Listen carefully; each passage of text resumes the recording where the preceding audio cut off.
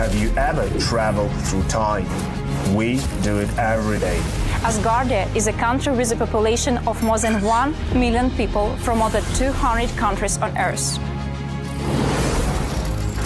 Asgardia gives everyone equal opportunities, no matter what their earthly status is.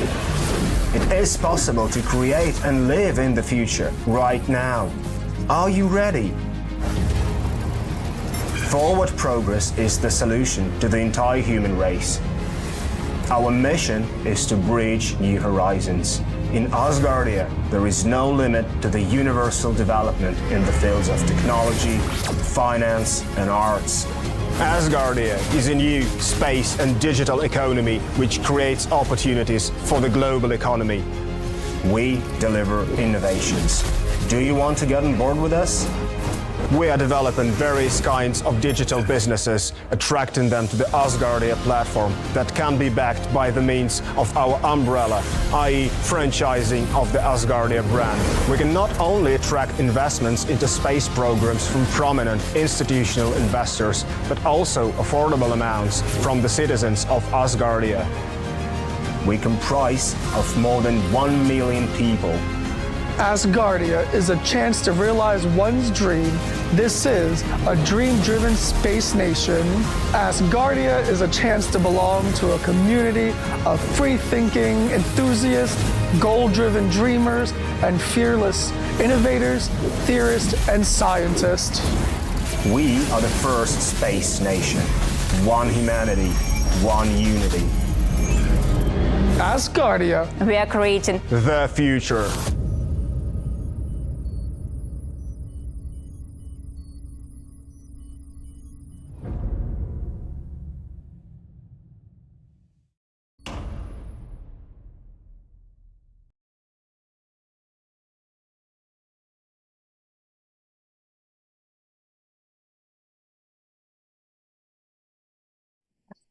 Is the dark side of Africa. Okay. You shine a light wherever there's darkness. Right. Good morning, Chairman. Hello, good morning, good afternoon, good evening. And let me tell you, we are live. Welcome to today's Asgardia Legislative Forum, an informal opportunity for us to look at the forthcoming digital sitting and its contents. And these meetings are as long or as short as they need to be.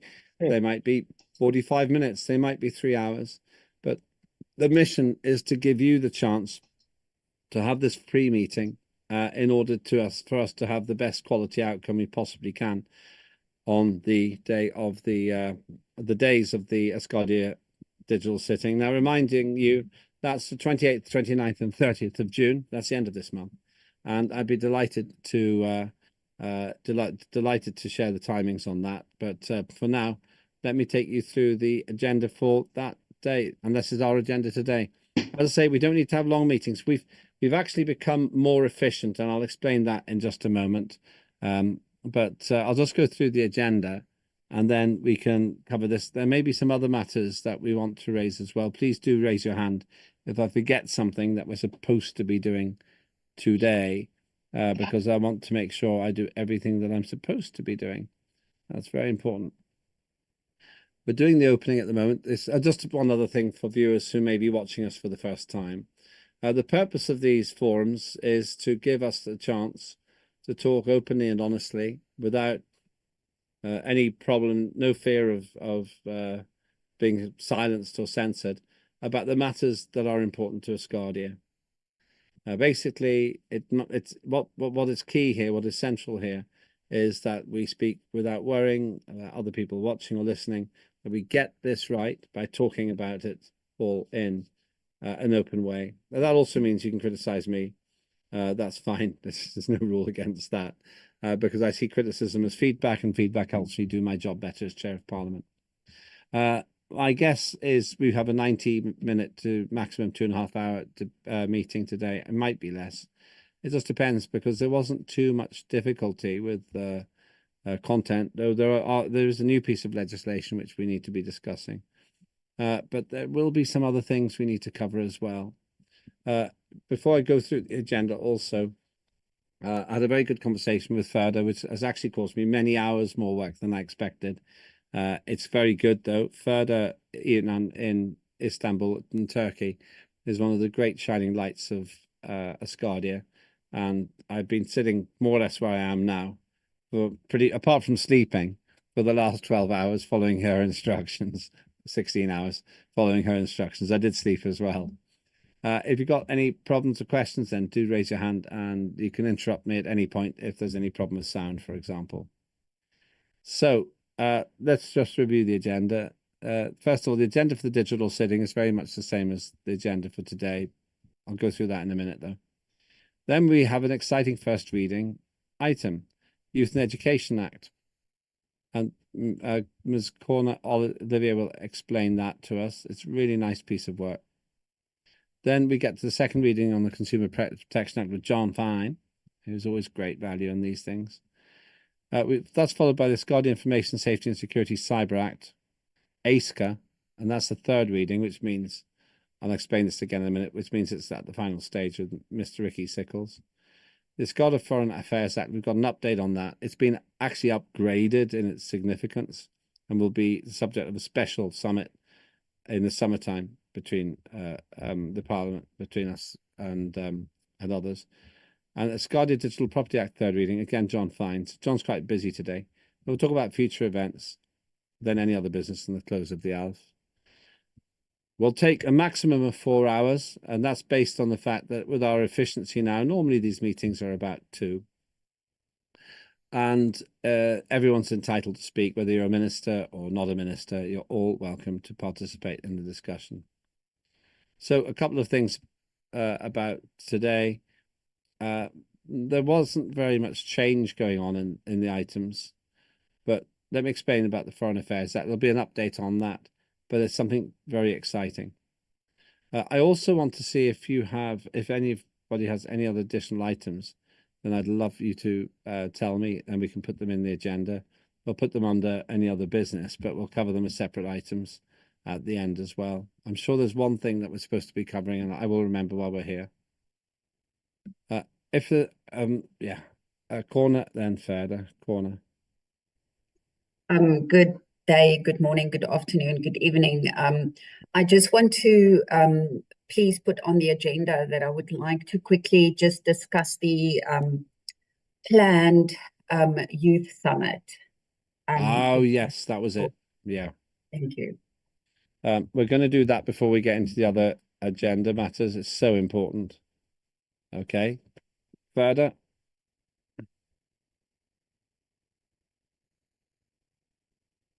Thank you very much. After all these, if we have time and if we had chance to read the new legislation proposals from the FA committee, we can discuss the other alternatives, or we can decide about another half timing. So the people can be prepared. Well, I want them to thank you. Hang on, FA proposals. Right. No, let's do them today. Once we've gone through the other things and before future events, let's talk about those proposals. So this will come in after the Digital Property Act. That's what I had forgotten to put in as well. And we'll put that in. I've put that in now. Thank you. That's very good. Really great that you remember. Thank you. So we'll put that in before future events, but after the Digital Properties Act. I can see I've numbered them wrong here on my version. I think it's corrected. We'll do the Youth Summit in just a minute because it's really important. And also, under any other business, I'll remind you about Cheryl Gallagher's amazing project as well. Further?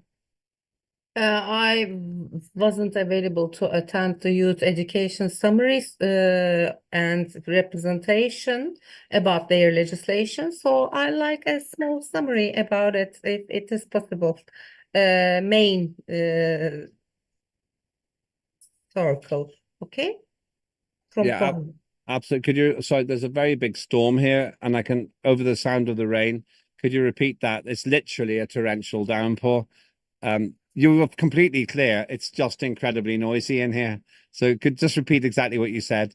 I was not available to attend to youth education representation, so if she can make a small summary, it will be useful for me and the other ones not wasn't available to attend to the representation. Okay, Thank you. that's fine. Okay, we'll do that. And just want to check as well. Are you going to be available in 2 hours further? If you haven't got much time, okay, good. Right, so we'll do the youth summit and hopefully a summary of that as well. But when we go to the to corners item, but we'll do youth summit now in just a moment before I talk about the agenda for the digital sitting. Youth summit, which I think is in second week in August. Okay, further. Sorry, I didn't got to also link about the legislation to read it, so if they can forward it to us. Well, I'm going to ask Corner to do that now in just a minute. I think Corner's probably going to put it on the screen. Can I ask Linda, our parliamentary coordinator, to put the Youth and Education Act first reading into the chat, please, for the Zoom. So you can put it into the Zoom chat. I think that's the best thing. It will help as well. So we'll get that. I'll ask that to be in the chat. If there's a problem, then just send me a message, Linda, and then we can find some other solution. Just checking. I'm just opening the chat. We'll get that into the chat. That's what we'll do. Thank you. That's probably the best. I don't know. That was obvious. That's obviously the most sensible thing to do. So yeah. Right.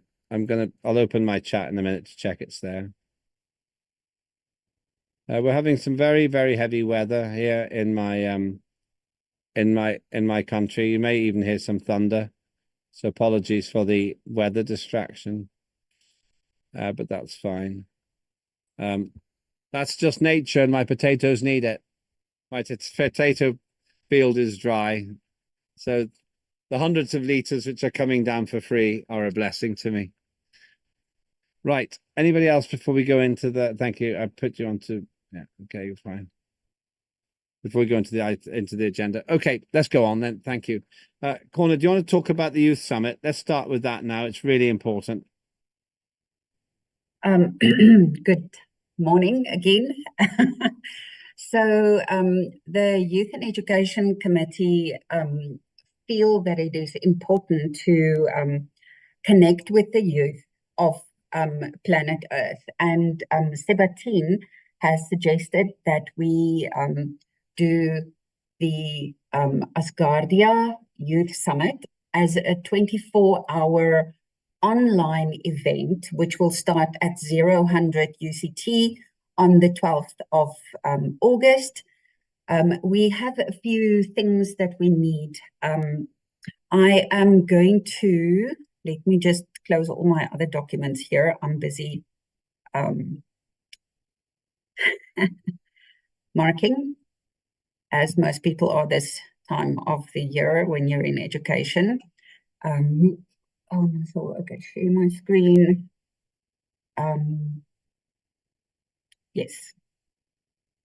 Okay, so the first thing that we need is we need to arrange a 24-hour online platform. Let me just quickly go through the introduction.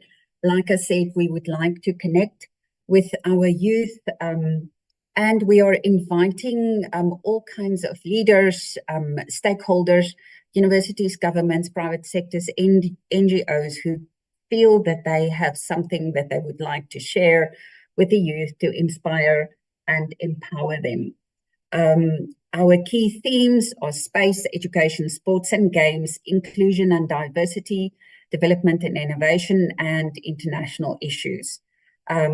Please, if you have anything to contribute, you can email Sebatin, and feel free to copy me in this.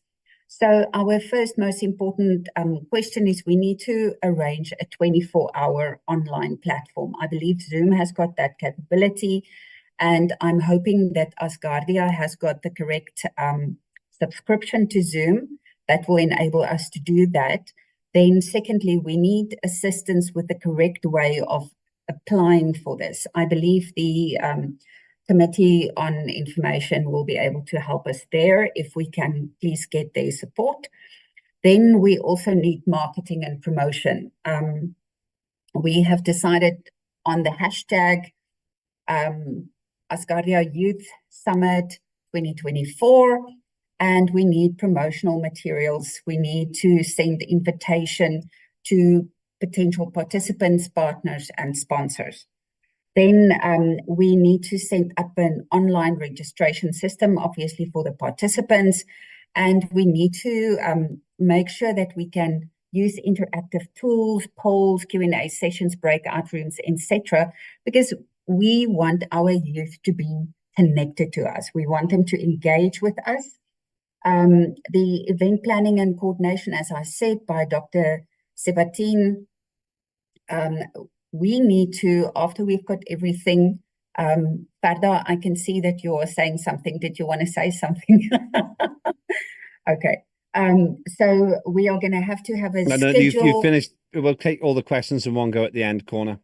Okay, sure. We need a schedule which include the sessions, the speakers, and the breaks that we have now. If anybody's interested, we plan to send out sort of like those of you who are in academia know about the concept of call for papers, where we want you to tell us what you plan to present, your time slot in which you would like to present it in UCT time, and then how long it will be. And obviously we will give sort of preference to people who are planning to do something interactive. There are some great interactive tools like Kahoots, quizzes, etc., that you can use to engage your audience on a virtual platform. Then we are going to need logistics support in terms of training. We need to train people who are going to be the moderators and the speakers on using the platform. This will be like 10 or 20 minutes.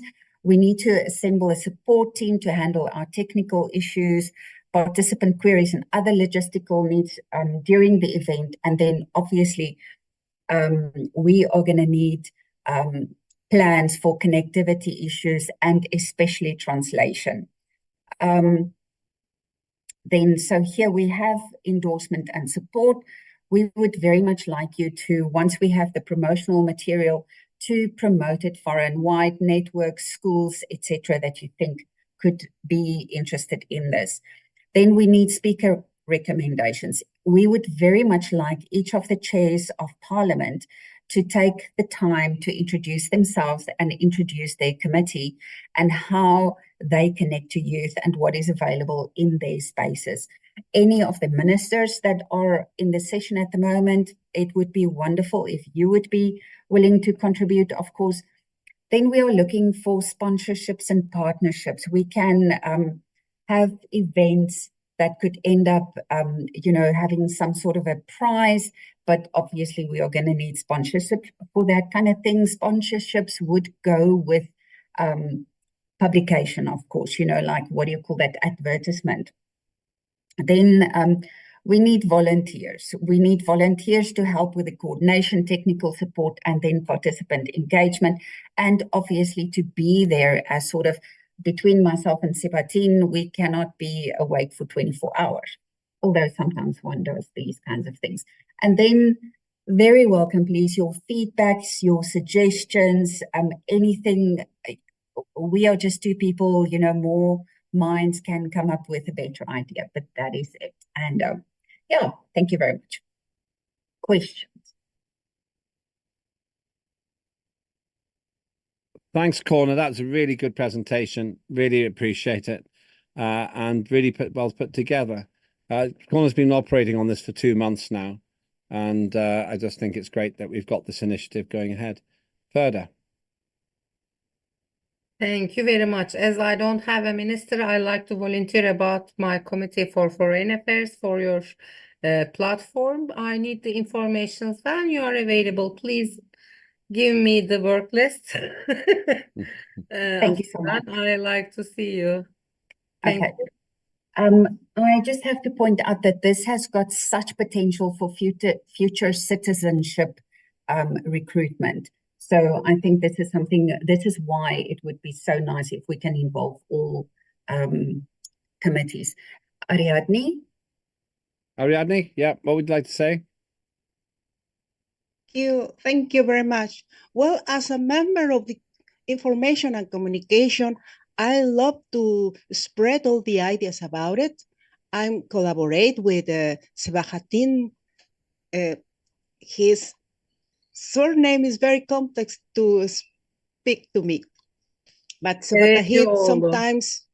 sometimes spread issues and something about the position in Turkey. I like the idea. Maybe he has a good position in the environment of sports in Turkey. If we can be replicate in other places of the world to connect him with people in the same position in other places of the world, I think it's good. But I think with my little bit task in the Information and Communication Committee, I can help with that, and I love that. Thank you. Thank you so much, Ariadne. Ferda, can you please say Sebastian's surname again so we can hear it nicely? I don't see him online at the moment. I don't think he is. Devecioğlu. Devecioğlu. Yes. Thank you. Thank you. John, I see you have John, your you're hand. next. Yeah, John, you're next. Yes, I was curious if you consider having STEM as part of your curriculum in your for the children. And the reason I say that is because right now I am in college and I've been doing I'm actually doing papers and stuff on STEM right now. And right now, United States is dead last among the G7 nations in STEM education. Our children, our youth, are just not getting enough STEM education to keep America competitive in the STEM fields. And our Congress right now is currently having this huge effort to try to put enact legislation to improve STEM. So I think we should get on that bandwagon as well. STEM is very important within the G7 countries because STEM is the future of this world. I mean, that's where most everything's going to be heading towards. STEM, and they're doing like what they call it, modeling, advanced modeling, mathematical modeling. So anyway, I was just wondering how STEM is going to fit into the curriculum. Corner. So, John, you will see that our first key topic is space, and the second key topic is education. Now, obviously, those people who are in the languages, in social sciences, etc., will tell you that STEM is not the only part of education. So, although we understand and absolutely support the importance of STEM, especially in terms of connecting with the women, the female children, which is very underrepresented in the STEM fields. We also will cover all the others. But please, if anybody has got anyone who wants to talk about STEM education, wants to talk about how we can connect, how we can support, etc., please let them know about this event and let them be a speaker. And if you want to talk about that, John, that'll be brilliant because you said you're exploring this topic at the moment. Thank you. Any other comments for Corner? Thanks so much. You'll be back in a moment anyway after my agenda for the digital sitting. And can we make sure, I haven't checked if we've got the documentation in the chat. Well, Corner, you could even put the document in the chat if you want to, the first reading. That might be helpful for colleagues. Right, thank you. We'll come back to the additional legislation at the end, well, before future events. Right, let me just tell you about the digital sitting agenda. It's pretty much the legislation you can see here. That's Youth and Education Act first reading, Consumer Protection Act second reading, Information Safety and Security Cyber Act third reading, and Foreign Affairs Act is an update, but we may have a debate about this as well. We need to discuss this today. And then Digital Properties Act third reading, and possibly one of the new proposals from further, which we'll talk about later on. In addition, we'll start on day 1, 28th of June in the evening, as usual, with the procedural matters and opening the voting and the quorum count. Day 2, then we'll have the day as usual. Well, we're now trying at 1300 start, which seems to be a little bit better for some colleagues in the Americas. 1300 start, and then we'll do the main business on that day together with reports, government hour, and a financial update, and sometimes some other specific events. On day 3, I would ask for the committees to be involved in the debates and summarising what each of them are doing. Together with the election of the chair for Finance Committee, I'll definitely be doing this on the 30th. And I hope that we're going to get an update from Cheryl Gallagher also about the launch of DNA into space. I think it's a very exciting project, really great. DNA to the moon. So it's basically a pretty standard process. People have asked me if we're going to have a physical sitting. I'll find that out at the Corfu Summit on the 12th of August. Well, between the 12th and the 19th of August, which actually overlaps with the Youth and Education Summit. That's basically the agenda. Things sometimes get added, but essentially you have a pretty good picture of what the situation is now. Any questions on that before we go back to corner for the Youth and Education Act, which I'm hoping we can get. Oh, yes, it's in there now. Ferdy, you'll find it in the chat now. Yeah. Okay, let's go. Thank you for all of that. Let's go to the Youth and Education Act first reading, then corner, and over to you again.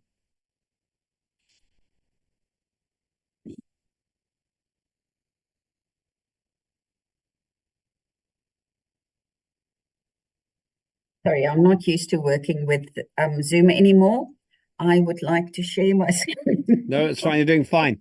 You're doing absolutely A-OK. Don't worry. There we go. We got you. Okay.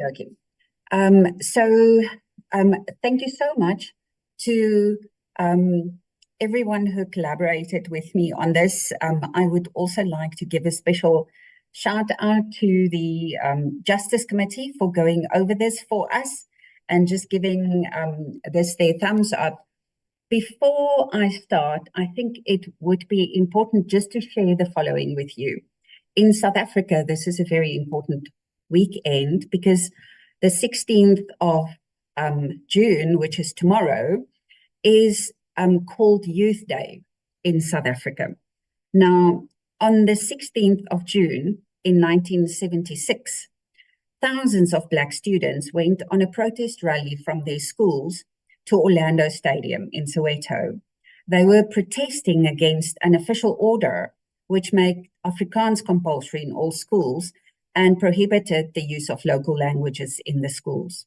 This was meant to be a peaceful protest, but when police was sent, it became violent and over 500 youths were killed.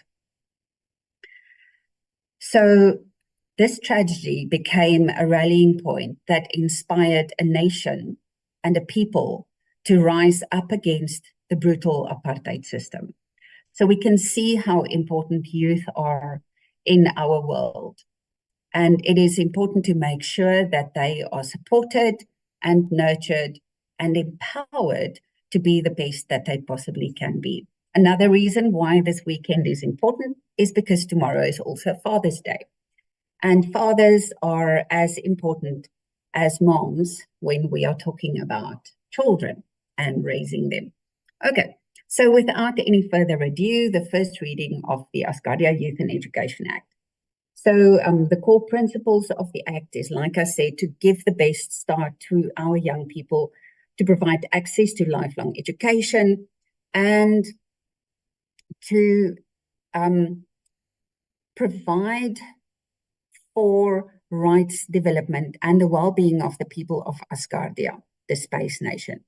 We base this on the following principles: the right to personal development and education, universal access to core subjects, the establishment of standards for the education system, and then terms of engagements for partnerships and collaboration, and then finally, performance indicators for training and education, because we need to make sure that what we do right. So the first article is the preamble that sets out the purpose, objectives, etc. of the law. The second one is the definitions. Now, I don't know what the normal sort of working format of a law is, but this will obviously expand as the law expands as well. Article 3 is the rights and responsibilities of young people, including the right to education, participation, non-discrimination, health, safety, and privacy. But it also highlights the responsibility of young people in fulfilling their educational obligations. Then Article 4 will deal with the education system. This is the structure, whether we are doing primary, secondary, tertiary, we are thinking about further education and the governance and administration of this education system. Then Article 5 will talk about access and equity. This is related to equal access to education, eliminating barriers such as discrimination, poverty, and disability. We may also address affirmative action measures to ensure opportunities for marginalized groups. Article 6 then will deal with the curriculum and the pedagogy. This is the framework of the curriculum, the core subjects, the elective courses. And like I said, we are not just looking at primary, secondary, and tertiary education, but also vocational training. Then we have assessment and evaluation. This talks about how we will see how the students progress, whether they are meeting the outcomes, whether it's continuous evaluation, and of course, we may look at alternative methods of assessment to promote holistic development. Then this, because it's a special topic, special education and support will be a separate article where we are looking at how can we provide for students with special needs, inclusive education, accommodations, which means like reading, scribes, extra time, etc., and what are the requirements to meet those criteria. And then we need to look at how will we integrate students with disabilities into mainstream educational settings. If we're going to do it, how are we going to do it? Then, very importantly, welfare and protection. We are looking at how are we keeping our youth safe. Then youth and engagement. This is how are we going to get our youth to have their voices heard? How will they connect with our institutions? How will they be represented, etc. Then the teacher development. Our teachers are very important, and we need to make sure that they are meeting the international standards. So how are we going to measure their qualifications, their training, their certification, and of course, continuous professional development will also be covered here. Funding and resources. Education should be free, but it's not cheap. So how are we going to cover the finances of this? Are we going to look at grants, scholarships, subsidies, etc.? Then partnerships and collaboration. Very often you will find that students finish a degree and they have a lot of theoretical knowledge, but they cannot apply it in the real world, or they are provided with theory, which is no longer applicable in the real world. And for this, it is important to make sure that we connect and stay connected to stakeholders outside of the educational system. What is it that the world of work requires? And we are also looking at partnerships, community involvement, and international cooperation. And then finally, we need to make sure that what we do stays up to date. So how are we going to, what are our own performance indicators? How are we going to measure them? How are we going to report on them? And then when we have laws and when we have institutes that do not meet the requirements, that we set out how are we going to address non-compliance. And that, oh yes, there's one last one. We very importantly need to look at how are we going to, in terms of time, how are we going to manage this, the implementation, transitions, and like I said, the mechanisms for enforcing the laws. Okay, that is it. Thank you very much.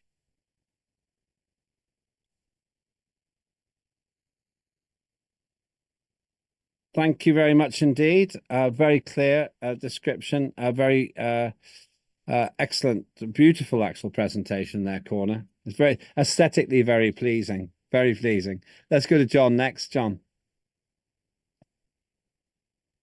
Well, I was going to tell Corno that she's in luck because all this week, that's all I've been talking about in college is education policy.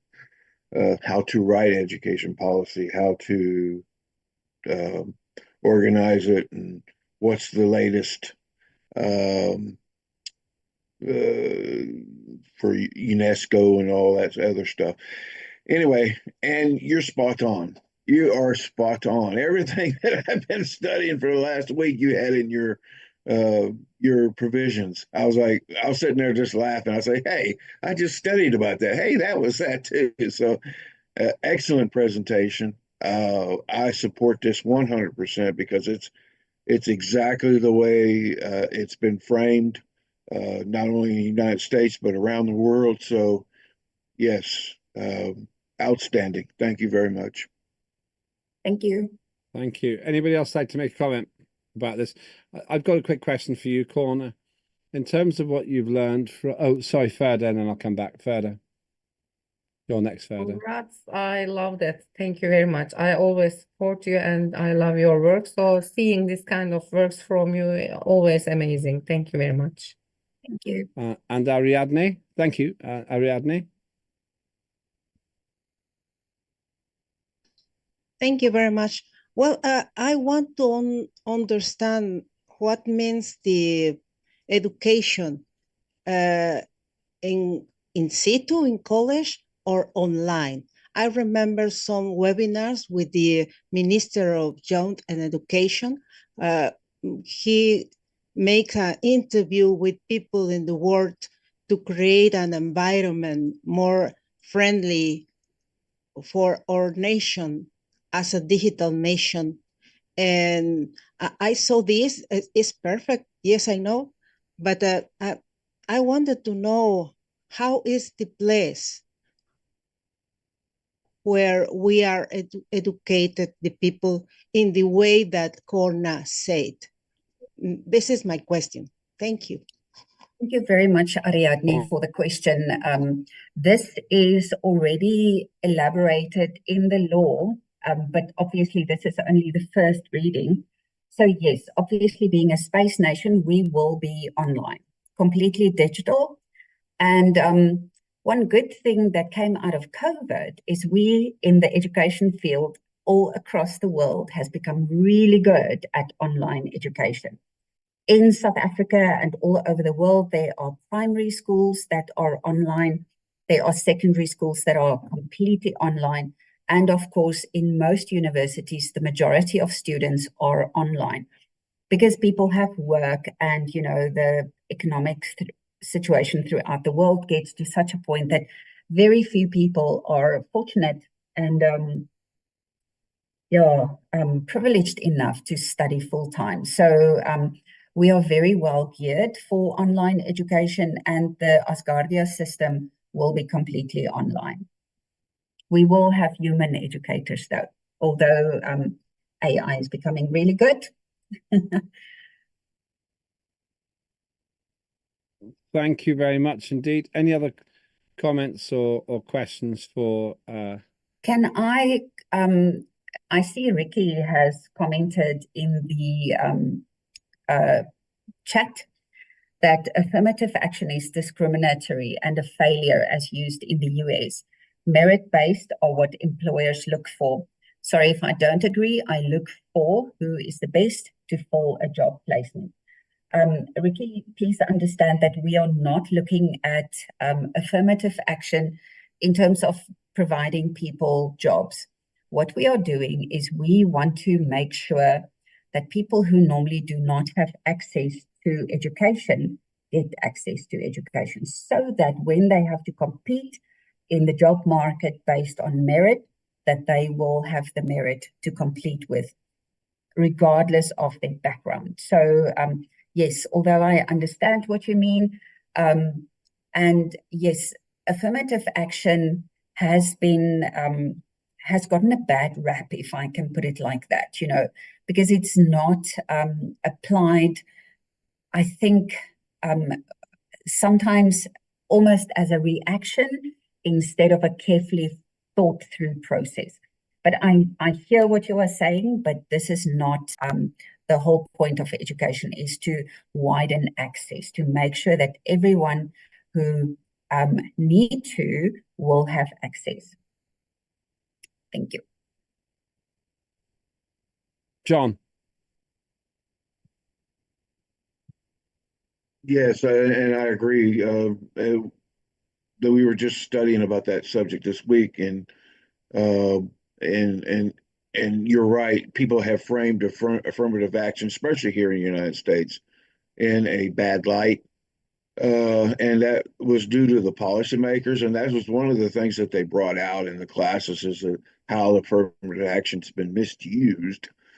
But the goal is doing exactly what you were saying, Corona. The goal is those who don't have access to education, using it in that nature to giving them access to instill equality and equity at the same time. So, and that's the way it was supposed to be used, and it was more or less used more like equity only, I think. But they said you're supposed to combine equity and equality at the same time. So,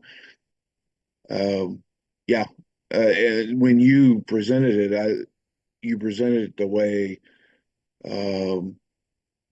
policymakers are, the direction that policymakers are going to in the future. So, and I was like, that's spot on. So I totally agree with that. Yeah. Thanks, John. Last word to you, Corner. Thank you very much for all this support. Can you give me a break? 1 second, sorry. Can you give me a break? I cannot raise my hands. Yeah, okay. Yeah, of course, chat. Ada. Ada, go ahead. Yeah, no problem. Ada. Yeah, thank you. Connor, congratulations in this project that you have been working for a long time. I have read it. I like it a lot. And I will see you soon online working with everybody in the planet. Corner. Go ahead. Thank you very much. Also looking forward to working with you. That's fantastic. It looks like pieces breaking up out all over Asgardia. This is fantastic. Anybody else for Corner's excellent piece of work? Well done, Corner. I'm really pleased, really excited by this. And you've got a lot of support here as well. You're going to be very busy, very busy. It's just great. Really happy about that. Okay, so that's the first reading of the Asgardia Youth and Education Act, and it'll be passed in the format that it you've seen it. If you agree at the next digital sitting, we can always make some amendments as well. So we have a certain protocol where if it's passed, we can sometimes make retrospective changes at the second reading.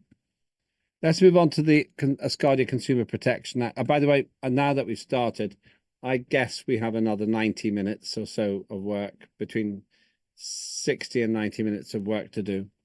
So next one, Asgardia Consumer Protection Act, second reading, and that's John Fine. So John, over to you. I know you're going to be great. Thank you. Well, yes, I'm going to share my screen here.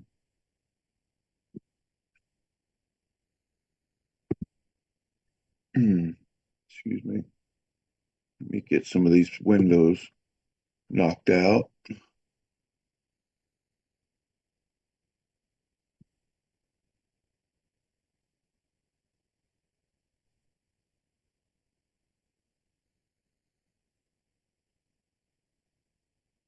Okay.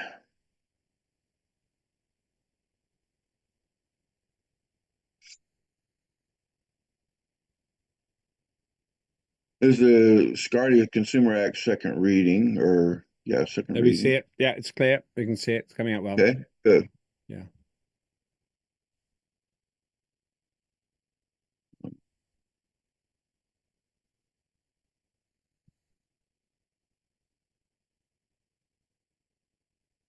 Okay. Now, I'm not going to go over the whole thing because there really hasn't been any changes since the last time that it was read. There's been like I made some changes in the just the format here where things were not lined up properly and whatnot, and there was a few grammar errors, and those changes were made, but those are not something that you would have to read. There was the wording did not change from the last reading, so other than maybe reducing some words down to, instead of using 3 words, reduce it down to 1, uh, because to save space. Of course, our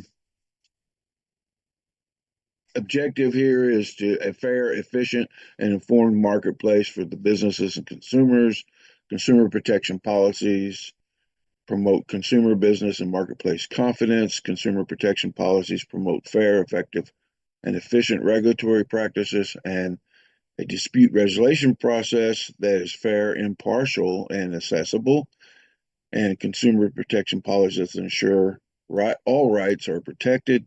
Consumer protection policies for encouraging transparency, sustainability, and affordability to foster productive business environments and economic growth.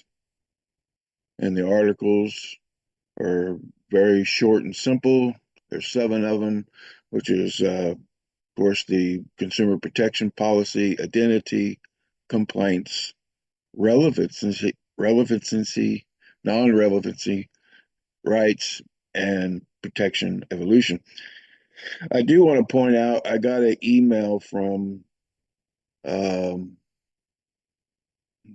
see here, Jacob Mulder, and first off, he apologized he can't be in the session today. But he made some comments and he wanted me to share them with everybody on this platform during the consumer protection. So he did this one here. The Asgardia Consumer Protection Act contains a number of lists which might be interpreted as limited lists.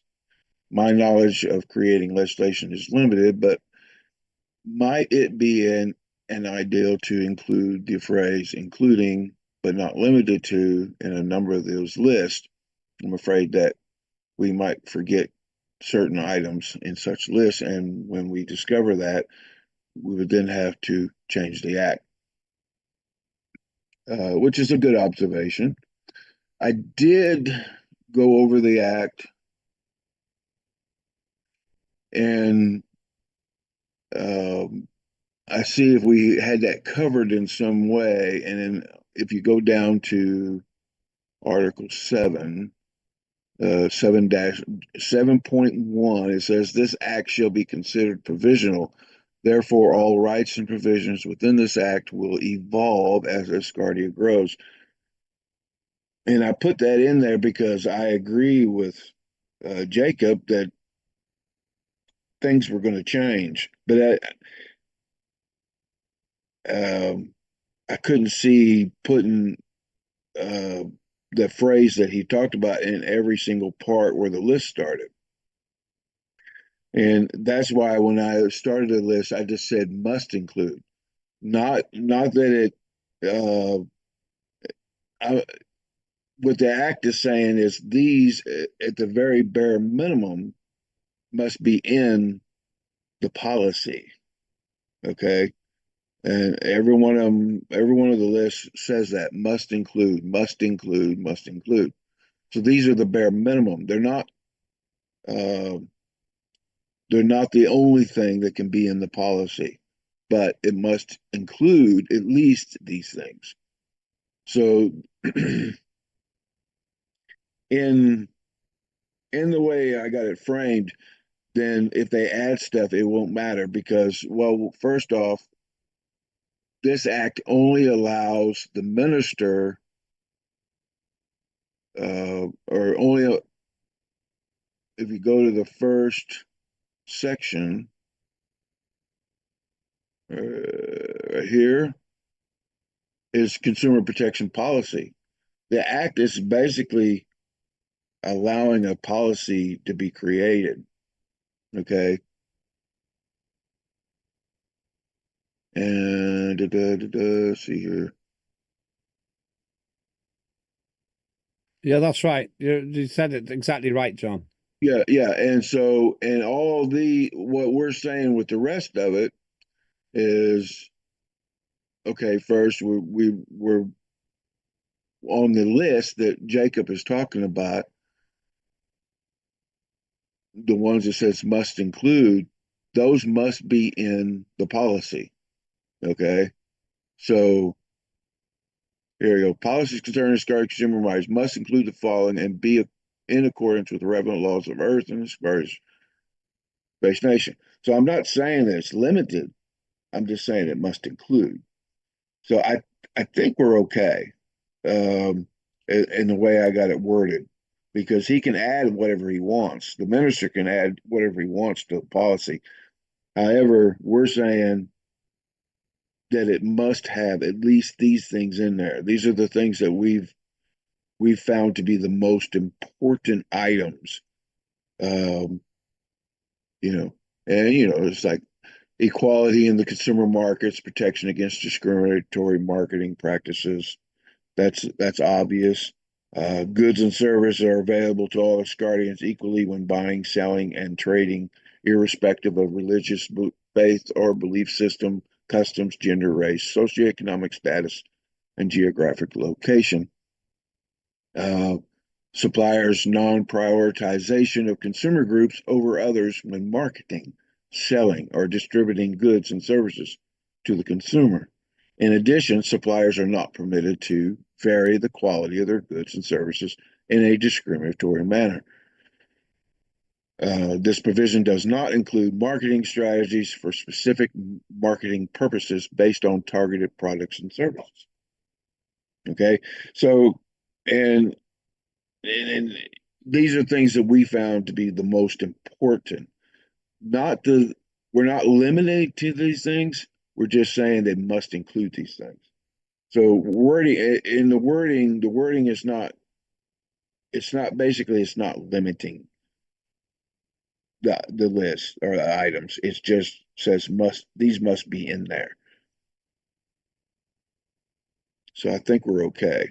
I don't think we need to change that. I think it is set up the way that Jacob is saying, just not. It's in an indirect way, not in a direct way, where you would write must include, limited to, must include. And because I have this 7.1 that allows the active, that allows things to evolve, and then I have where it says must include and not limited to. I don't put, in other words, I could add not limited to each one of those must includes if everybody thinks that that would be more Well, descriptive. John, just to save you some time, Feda wants to come in as well. I don't think it matters. I Yeah. think it's Yeah, I fine. didn't think I so think they're being either. too worried about the detail there. Okay. I just want, I'm trying to work what Jacob said into it. So, I would, but well, if Jacob's got, maybe can I suggest that we just ask Jacob on Thursday, okay, sure. or just why don't you send a note? Send me and Jacob a note. It's just sensible to see. Just ask Jacob if he's happy. Once you've done it, just send him a copy and see what he thinks. That's all. Yeah. Yeah, basically, I would simply say I would have actually simply put just must include, or I would even have been softer and said may include, but you, I know, want to have this in, so I'm not arguing with you. Yeah, well, these are like the core. Actually, these were the core uh, items that the United Nations and global policymakers have agreed that need to be in an act.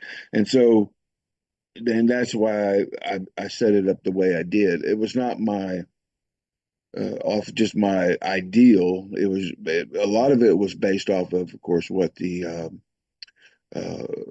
what the United Nations uh, model laws, but believe it or not, um, a lot of it's based off of South Africa too. And the reason why is because I find South Africa's policies to be very um, modern, and they did a lot of work on their policies uh, uh, during that changeover that they had, and they really modernized them beyond a lot of other nations. So, and I've used, of course, parts of United States, parts of Great Britain, but and those are the three countries that I generally stick to when I'm looking because they have the best laws or the best policies. But sometimes I'll reach out to other countries and look at theirs as well. But I find theirs to be very subjective and not as objective. Whereas United States and South Africa, Great Britain, they seem to be going more towards the objective manner where it's more globally accepted. So yeah. Anyway, and but it's definitely it definitely corresponds with the United Nations model laws. So and those are the HON has already said those are very pivotal in putting those into our legislation. So that was my reasoning behind it. But yeah, anyway, and that's it. Everything else has stayed the same. Um, if anybody wants me to go over any one of the sections, like I said, it's not changed from the last time it was read. So it all pretty much. And now did I give a full reading the last time, Lambert? Because I show that I did. I show that I gave a full reading. When you say full reading, what do you mean? I read the whole article and Yeah, you not did. just You okay. did. Yeah. Okay. Okay. Because it says a second reading, but Doesn't mean you have I to read the show thing my out, literally. You don't have to. yeah, because I show in Yeah. my files that I gave a full reading. Yeah, you Okay. did. My recommendation is that you, rather than reading the whole thing out, you can just say what each of the items does next time, because we've already been through it one time before. So really Right. any changes. So you can say, for example, right to protection, which covers consumer protection against fraudulent marketing, promotion, deceptive revenue schemes, and then you move on. Because Right. yeah, because you don't need to go And through every detail. right. And these are very basic. Basically, all the provisions are talking about is no discrimination, okay? No deception, no dishonesty, no unlawful kind of thing. And those are the key areas. This is like the right to protection that you'll see the same thing: unlawful, fraudulent marketing, protection against fraudulent, and these are the things that people hate the most is when people do this stuff to them. So, right to accurate information, everybody wants accurate information, and we feel like we have the right to that. There should be no hidden agenda behind what whoa.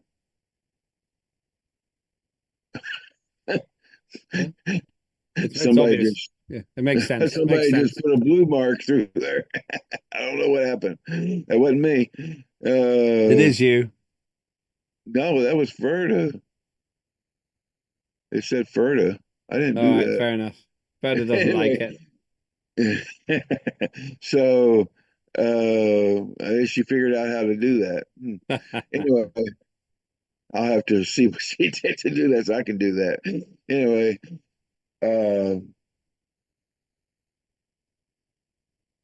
yeah, and that's it. The right to choose. We should have the right to choose what our goods and services. We should have protections against damage, um, uh, refunds. We should have those. Refusals of goods and services if they don't correspond with what we were told they were going to be. You know, and these are very simplistic provisions, very simplistic, very straightforward, and what everybody has experienced on one time or another when they walk into a store or go online, and the things that they experienced that they didn't want to happen and that did happen. This Consumer Protection Act is a policy trying to prevent those things from happening from the get-go. Anyway, and that's it. Thanks, John. Mhm. Further than, by the way, I think it's a very good piece of legislation. Further than Ariadne, further. Thank you very much. The names that Jacob wants to say are out of date. If they are out of date, we cannot use them. So using general, talking about the concept in general, instead of mentioning them in a list, will be to ensure that the time of legislation will not pass and will not become obsolete. So he was trying to imply that in the mail, I assume. Thank you very much. Thanks, further. And Ariadne? I like it so much, this proposal. You'll find that's good for me. And I think, and I'm recall some things that I live in my experience and the other experience of the consumers. Now, many enterprises has beautiful softwares. They are going to your package to your home online, and they can text and say, your delivery is coming to your home. If you want to details, please go to this place and all the things. I think it's so easy because as an Asgardians, I think all our merchandise flew by online services, and the software exists, and maybe we don't have a trouble. But the most important is you put the scales, put the rules, all the things that we need to know when we are a consumers of something. I like it. I so like it, really. Thank you very much. Thank you. Thank you, everyone. Thank you. Thank you, Ferda. And yeah, Ferda, I understand. Well, and the great thing about it is the provisions that are in there are time tested.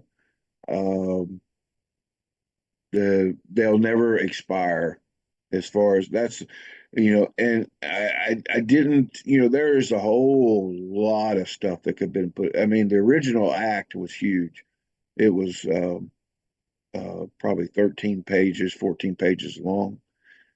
And it was actually a really big collaborative effort between me and Minister Bendel, who is somebody that deals with consumer protection on a regular basis. And we just we had discussions back and forth, back and forth, back and forth for months, over a year, and in reducing that down to just trying to stay aligned with the United Nations model laws, trying to stay aligned with what's going on globally, and but also staying in line with what best business practices. And this was the result of all those debates that we had, or collaboration, the collaborative effort that me and Ben had. And a big thank you to Ben for all his effort putting into a lot of it. A lot of the credit goes to him. He made a lot of effort into this act as well. Yeah. Thank you. Anybody else? Okay, thank you, John. It's really lovely piece of work as usual.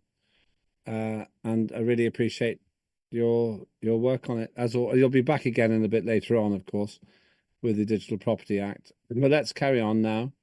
We're making good progress. I still think, yeah, probably about another 75 minutes or so. We'll see. We'll see we'll be within time. That's the thing. Let's go on to Ricky's work now. The Information Safety and Security Cyber Act, third reading. Ricky, over to you. And good evening to you, sir. Hello. Hi. I sent Ada a copy because I can't pull it up on mine to share, but I can pull it up to read. I also sent a copy to Linda and you. So let me get this here, bring it back up on my screen.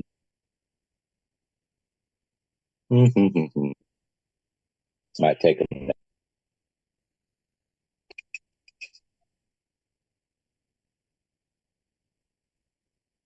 Nope, that's not it.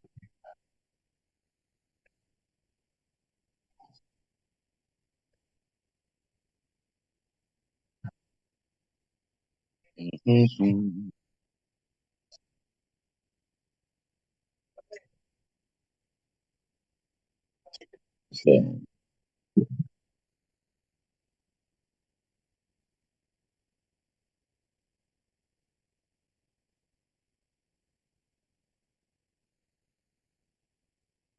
is it working, Ricky? No, it doesn't seem to be at the moment. Hold on. Come back to me on the next one. What do you mean? You got someone else to read, right? No, let's wait for a minute. Let's see if we can do it now. Let's wait if we can see it. It's no panic. Nothing's going wrong. Just while you're doing it, I'll just remind people that you're watching the Asgardia Legislative Forum, which is the ALF for short, where we discuss legislation on this occasion for the next digital sitting of the Parliament. That's the official decision-making body. But this is informal, and we make as many decisions as we can here in order to make sure that when we have those digital sittings, we do them as efficiently as possible. You can be involved in all of this by joining Asgardia and being a resident. It costs €100, dollars or pounds, depending where you live, per annum.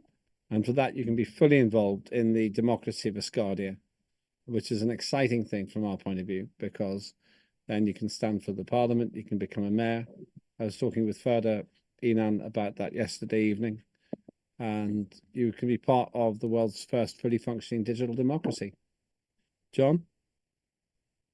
I was going to tell Ricky that if it's something that he's trying to share, if he wants to email it to me. Oh, there it goes. Never mind. No, we've got it now. We've got it now. No panic. I don't think you got the right one. Which version? 11th of June? Let me see what you got there. No, that's not the right one. I just sent it to Linda and Ada and you in your email. It's the one from Linda, yes? The It's one that- the one I sent has the names of contributors at the top. Yeah, but we don't have the names of contributors. We don't put that on. So it could be Well, the I right do. one, but it's just that the protocol, we might want to change it. We might want to put the names on, but normally we don't have the names on. So it could be the right one, but I just had to do some drafting changes. We might want to change that, but at the moment we don't tend to put the names of contributors onto the actual legislation, because what we're looking at here is what we're passing, and the final document doesn't have that. But I recognize, Ricky and others, that we might want to have a system where we acknowledge, where we recognize the people who have contributed to the various documents. Okay. The objective and core principles at the very top, we should say, to establish the creation of security mechanism necessary for the prevention and defense against attacks in the first line. Is that the same copy? I need to check. I'm just checking now. Yes, that's what it says. Yeah, it's the right one. Yeah, it's the right Okay. one. All right. Yeah. Okay. Objectives and core principles for the Asgardia Information Safety and Security Cyber Act. To establish the creation of security mechanisms necessary for the prevention and defense against attacks, espionage, treason, and other security threats to Asgardia systems. To ensure the protection of government and citizen information and secure against possible attack to national interests, as well as assuring each citizens' rights to the safety and security of their information, as well as the right to access. These articles will enable the creation of regulations to ensure the integrated use of and protection of all Asgardian assets from attack, both internal or external, and both private and public. Okay, legal basis. Asgardian Constitution, Chapter 6, Articles 21 through 26, Article 30 and Article 40. Note that this act does not mitigate all aspects mentioned in these articles. Act of Acts of 2018. Then we got the definitions. If you want me to go through them, I will. Well, just go through. Yeah, it probably is worth doing it. These parts are quite important. Just do this part, but not every single part. Okay. The legislative branch of Asgardia, acronym is LBA, which consists of Parliament, which defines this law, and Asgardian representative. Executive branch, the EBA, which is the government consisting of the ministries, prime minister, and such. The JBA, which is the judicial branch, which adjudicates legal disputes and interprets, defends, and applies this law in legal cases. The Asgardian Institution, TAI, which is the combination of three agencies above, the LBA, the EBA, and the JBA. Non-institutional bodies within Asgardia, that's defined as NIBA, which are organizations, businesses, associations, and other bodies defined and implemented within Asgardia, among others, including all activities mandated by the ministries. Non-Asgardian bodies, NBAs, which are organizations, businesses, associations, and other bodies that are not part of Asgardia, but that are interacting with Asgardia in some way. And information is knowledge, intelligence, and other data and facts. Information processing includes access to creation, modification, copying, transferring, and deletion of information. And then you go down to the Office of Information Security and Technology, the OIST. Then you have the Asgardia Security Analytical Center, ASAC. Asgardia Security Operations Center, ASOC, Asgardia Information Management System, which is the AIMS. Then it goes down to the articles, explains different things like Article 1, the Office of the IT Security, 1-1.1, the respective authorities will be responsible for the implementation of this act. Then you go down to class categories and classifications. All digital and analog information recorded or maintained by Asgardia will be categorized and classified with labels as defined and assigned by the Controlled Information Act of Asgardia. Categorization will define the scope of the purpose of the data or systems or physical area.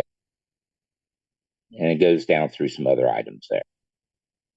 Basically, it's about keeping it secure, making sure it's not destroyed intentionally and such, or someone stealing the information. Then Article 3 is about data processing. I'll just read the first part. Implementation of systems for data storage, transmission, destruction, processing, and display must meet or exceed the specifications of standards set by the respective authorities and the laws of Asgardia, and implement countermeasures by safeguarding information security corresponding to relevant and international legislation. International legislation. Then you got Article 4, infrastructure, safety, and security.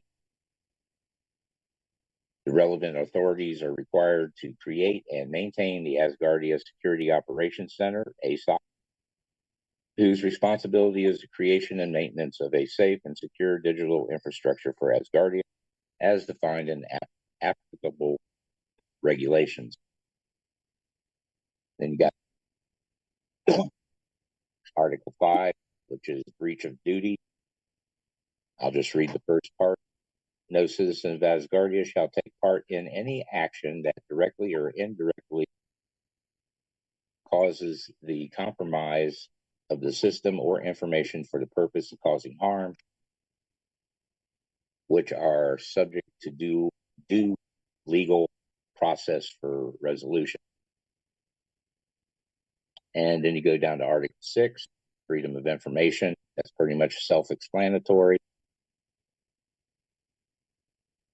There will be limitations on when certain things can be released and such. It also has to do with above with their classification. Article 7, I can't speak tonight. Computer fraud and abuse, fraud and related activity.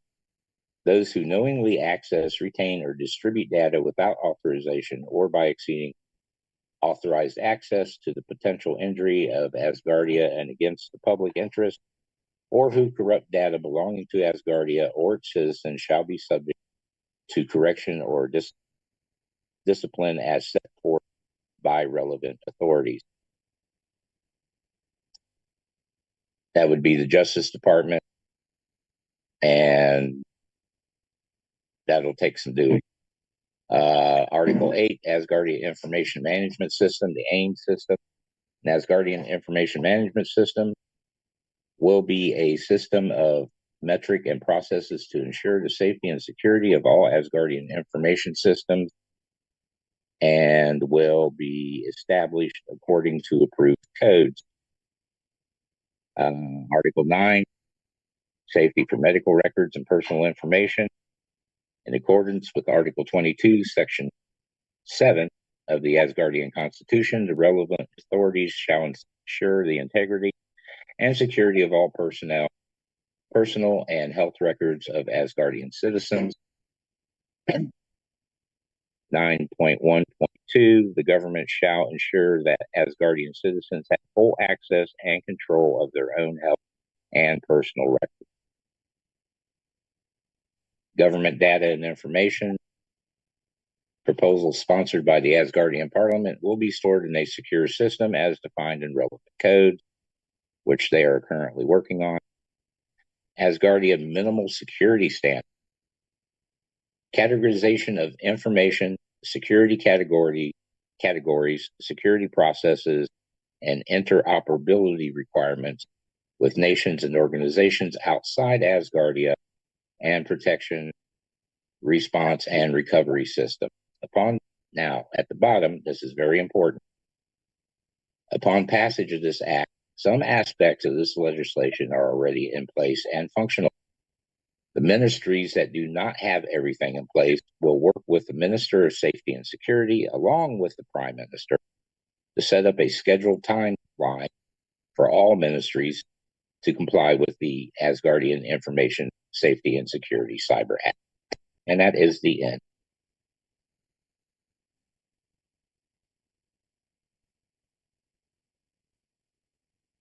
I'm all done. Thanks very much indeed, and well done on your presentation. Nice tidy thing. Just to explain, we're not trying to exclude the names of people, and I think we might want to introduce a system where we have a record in the archive of those people who've been involved in each of the bits of legislation. It's just, it doesn't appear in the legislation itself. Maybe we should have an archive of contributors. In fact, I'll ask Linda, our parliamentary coordinator, can we please start an archive of contributors so that we know who has contributed to which piece of legislation? That would be a good idea. John. I was going to tell Ricky that you have drafted a really nice piece of legislation, or you and your team and all those that collaborated with you have drafted an excellent piece of legislation worthy of my vote. So I give it full support. Praise indeed. I'll alert the media. Ariadne.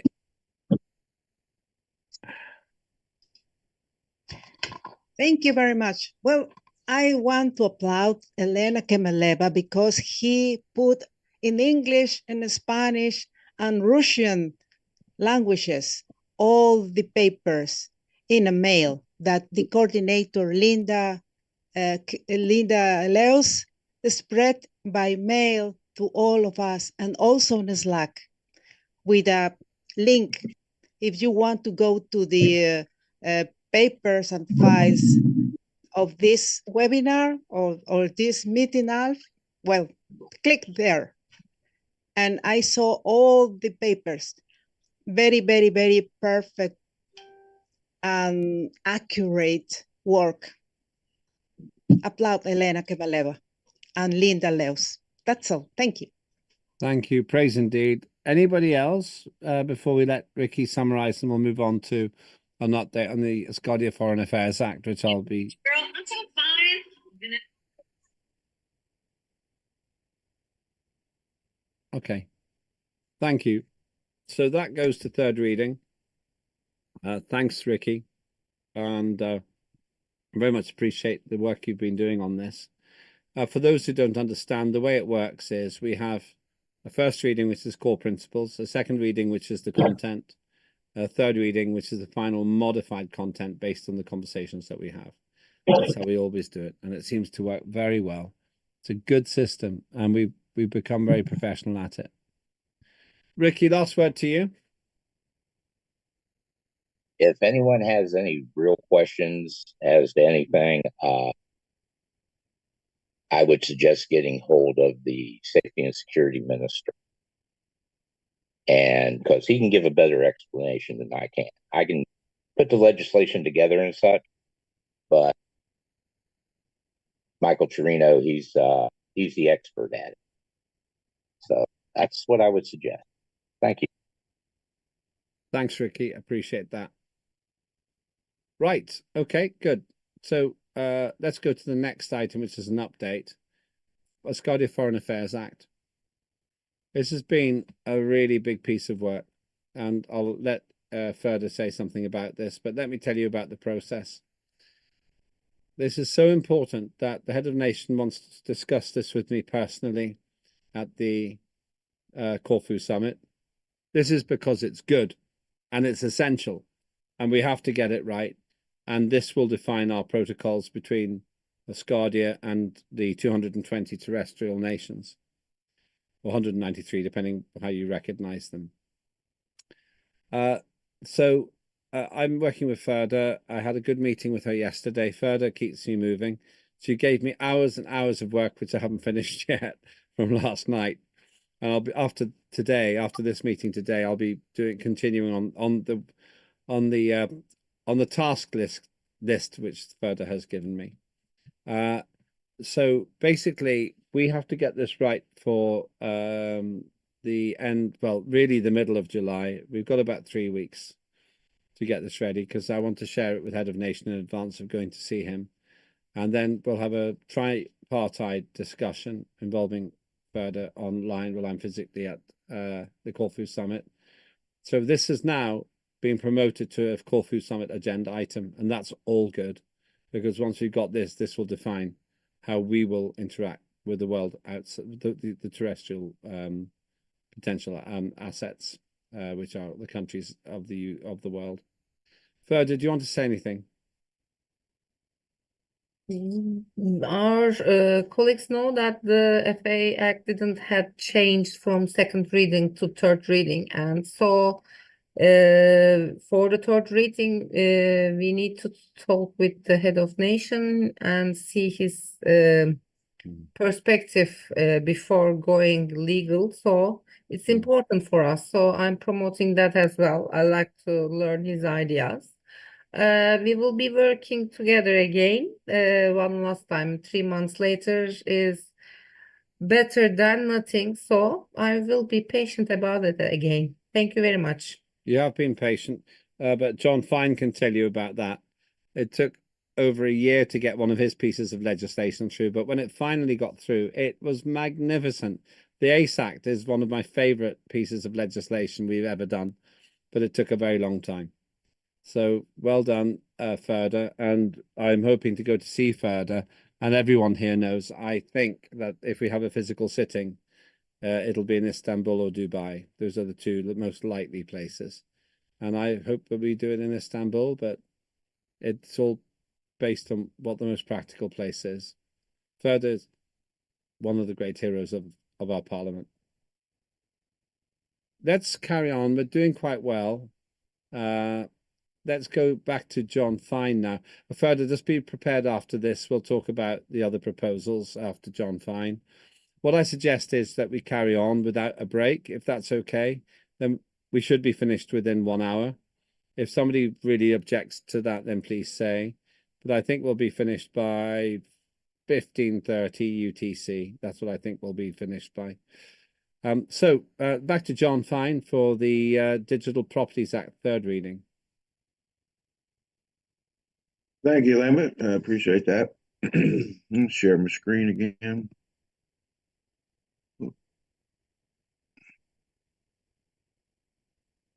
Yeah, we see it.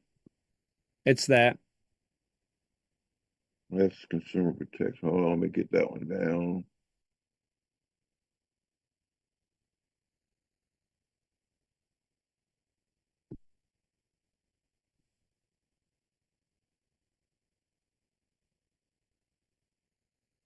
All right, this one is the Digital Property Act, and it has not changed any since the last reading, but I will go over the core principles again.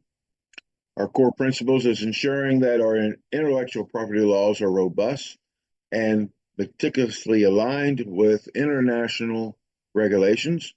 This alignment, along with the rules of Asgardia Space Nation, the Asgardia Spring Values, and the Asgardia Constitution, provides a solid and reliable legal framework that instills confidence in our residents and the international intellectual property communities. The key principles are to establish intellectual properties, including that in digital form, in nature and scope, to define and protect the rights of those who have intellectual property, to define the relationship between intellectual property and Asgardia and international communities. There are 15 articles, and I'll go over them briefly.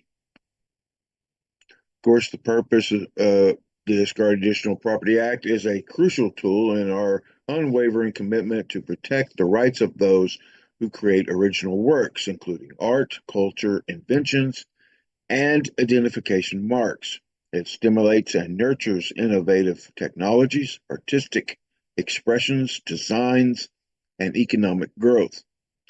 By using copyrights, patents, trademarks, and digital properties as tools for protecting intellectual property rights, we are aligning Asgardia Nation with international physical and digital intellectual property communities.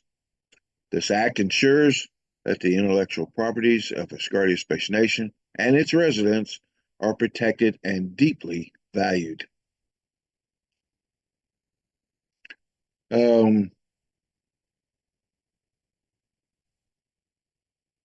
Going over the article, the first one is registering intellectual property. We all know how important it is to register something.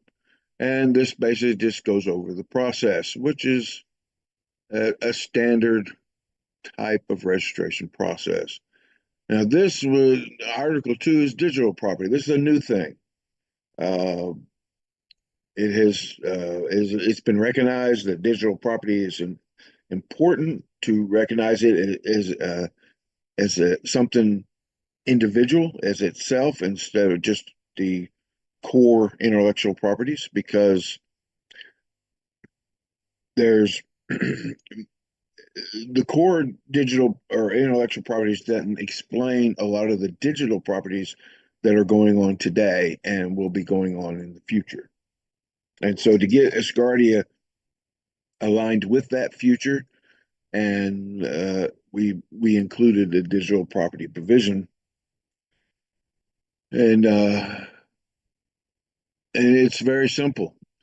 Digital property will be considered any property that travels, is stored, sent, or received through a digital means selected as private property or has previously recognized ownership rights.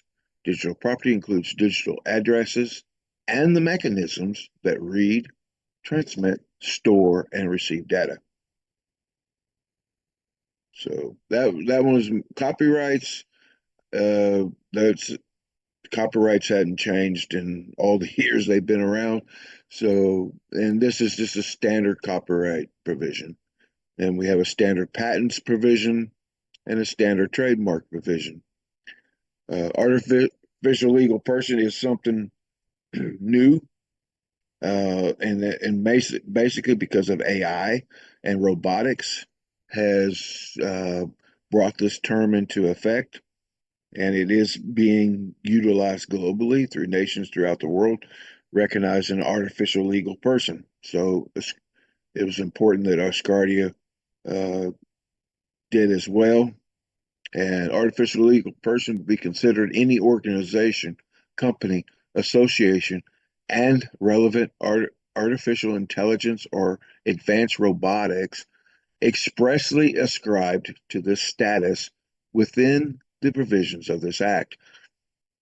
An artificial legal person will then be considered the original author, proprietor, or exclusive manager of trade secrets to the relevant intellectual properties.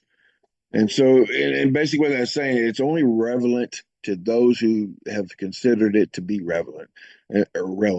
So it won't. We're not trying to create a new type of personality here. But let's say we create a new we create a system for storing all our data and whatnot, and we use a very advanced AI system to keep that system up to date and to automatically send information and reject information or whatever, whatever. And we have considered this to be a artificial legal person to do that. Well, then that would give it the right. We would have the law in the law that says that we can do that. So that's basically what that's saying.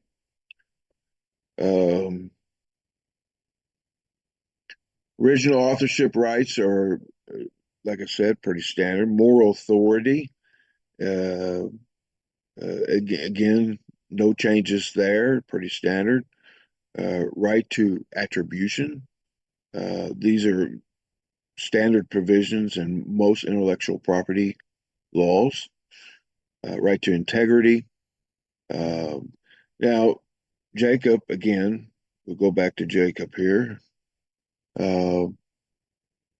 He wrote, in the Asgardia Digital Property Act, the last sentence of Article 12-1 is quite a strong statement. I don't disagree, but it would be good to mention it explicitly during the LLF so that everyone is aware of it. So, with that in mind, we're going to go to 12-1, and it says inventions will be considered any invention, discovery, design, development, process, or improvement discovered.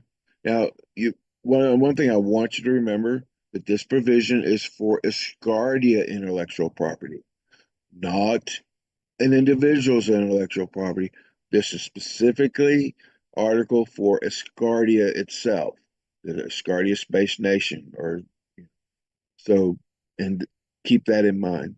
So inventions will be considered as any invention, discovery, design, development process, or improvement discovered or created by a person for the Asgardia Space Nation, found or created alone or in conjunction with others.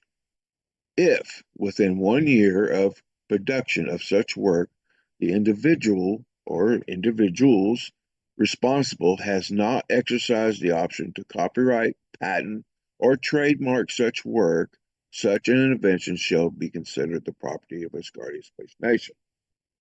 Okay, and yeah, so and I'm fully agreeing with that. Also, that basically that's what it's saying. That Asgardia has given them the right to go ahead, and if they want to claim it, they're giving them 1 year to claim it if they want to claim it as their own. And if not, then it becomes exclusive rights of Asgardia. So within that 1 year. All right. So, and the other provisions, of course, are just the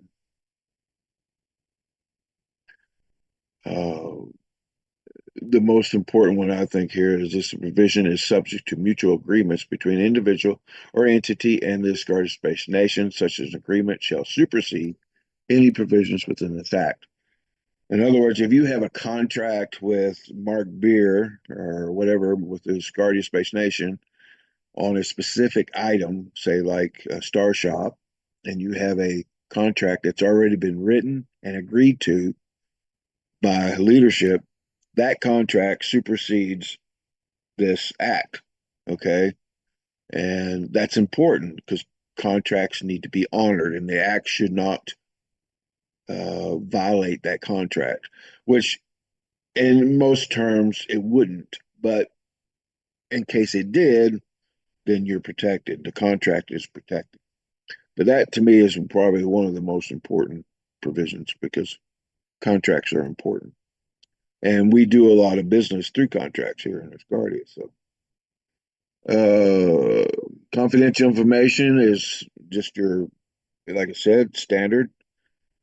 Copyright, patent, trademark, and digital property infringement. These are standard infringement provisions as well. And nobody likes to be infringed on. So we need to have provisions in there stating that. Asgardia intellectual security. Intellectual property must be safeguarded, not disclosed to third parties or other parties who are not directly involved or have a perceived interest in them unless authorized by the authorship. Okay, so if the author doesn't authorize it, then they have no business disclosing it. The relevant authorities will ensure that intellectual property related to life essential services or products remain economically and availability proportionately manageable. Okay. And failure to comply with any Asgardia Space Station intellectual security provisions may result in punitive actions determined by relevant Asgardia laws, the Asgardia Constitution, the Asgardia Supreme Values, and the Supreme Space Council, or any legal entity or action deemed appropriate and established within relevant codes. And that's it. Yeah, this has been a very productive act. It's a lot of collaboration. I appreciate it. Just right off the bat, I appreciate everybody that had say in this act. There was quite a few, and it was definitely. I think it's a pivotal piece of legislation, especially since we're dealing with a digital nation. So, and I'm looking for your support and your vote. Thank you. Thanks very much indeed. Very clear, very logical process that we've got here. With just to say, I'm not going to have a break today because we've got FA proposals after this. The proposals that Ferda was talking about, and then after that, future events, and we'll close. So, anybody want to make any comments about the very well pointed out arguments that John's put forward? For Ariadne.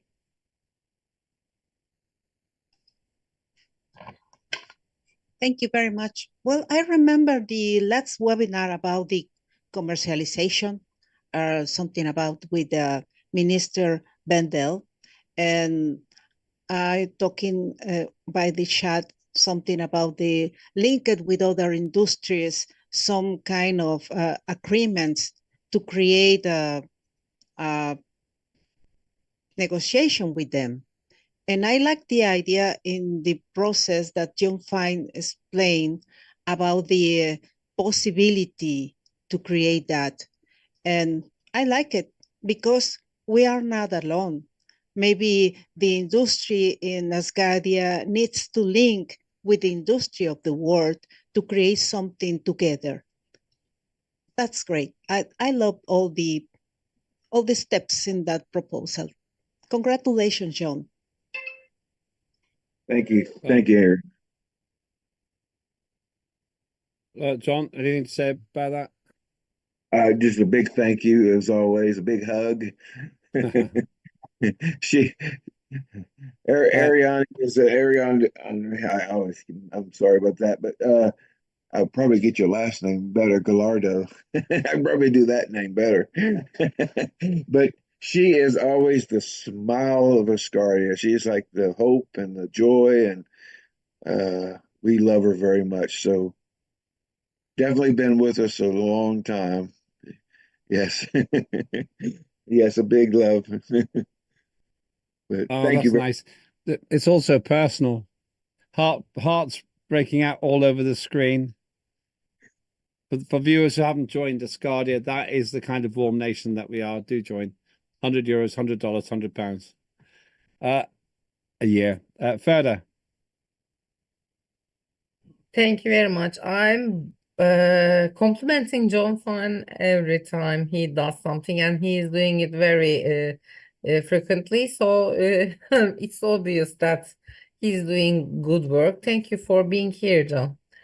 And for the legislation proposals, I will forward my mail to them for the galactic protection and also space debris. And there will be another one. After then, I think we should speak because I don't think that my colleagues had the chance to read them. So it will be better. I don't know if they have any ideas or if someone's seen them before. I'm happy to hear their ideas. John? Thank you very much, Ferda. Yes. I didn't quite catch the last part, but can you repeat that, please, Ferda? If someone had the chance to read them before this, I'm happy to hear the ideas, but I don't think that I forward to the old parliament. So I had a problem with the mailing. Is next time, for the next time, we will be more ready. okay. Okay. Yeah. And um yeah, I think I've looked at yours proposals. Yeah. Um and they're great, by the way. But especially I love the work that Carl does. He's an outstanding member of Foreign Affairs. We are so lucky to have him on our committee. Yeah. So anyway, I totally agree. He's a hard worker. yep. Thank you for that. Anybody else want to make a comment about what we've seen?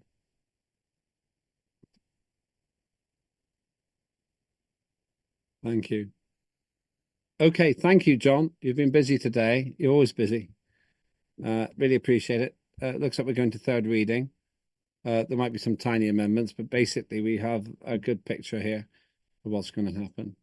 Remember, you need to do this a bit more formally at the next, no, not a bit more formally, equally formally, but with more formal intent at the next meeting at the digital sitting, because essentially that is official record of our parliamentary sittings. Thank you. That's the business that we had. We have now time. We're doing okay. We're still in the window of time, I guess. Further, let's go back to in terms of those other proposals. Let's move on to that. Then after future events and any other business. Further, can we go back to you to talk about those other pieces of legislation?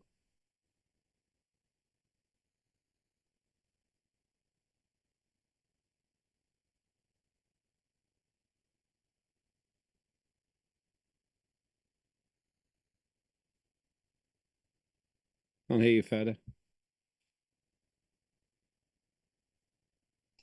Do you need help further? No, I No? think she's Okay. just preparing. She's looking.